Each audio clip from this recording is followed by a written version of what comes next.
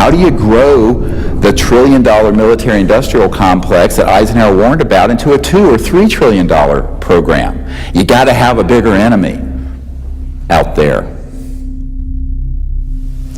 Von Braun's purpose in life during the last years of his life, his dying years, was to educate the public and decision makers about space-based weapons. First, the Russians were the enemy against whom we're going to build space-based weapons. Then terrorists would be identified, and that was soon to follow.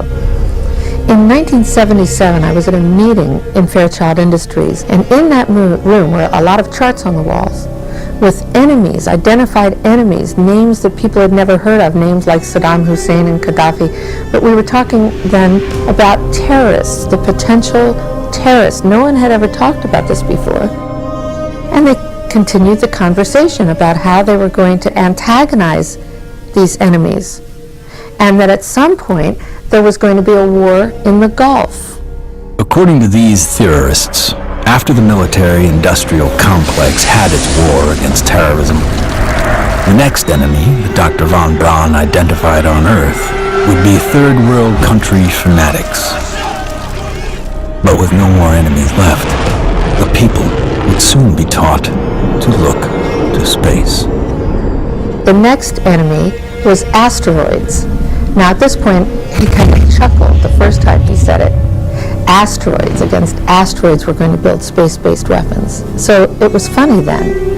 And the funniest one of all was against what he called aliens, extraterrestrials. That would be the final card.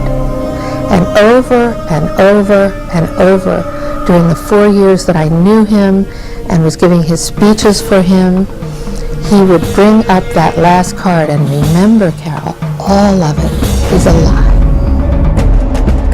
99% of all the information out in the public on this subject is well-crafted disinformation designed to scare people to support the next phase in global warfare. And this kind of corruption is why the only things that are being made on this subject are things that redound to paranoia and fear in the military-industrial complex. I occasionally think how quickly our differences worldwide would vanish if we were facing an alien threat from outside this world. I don't think we're moving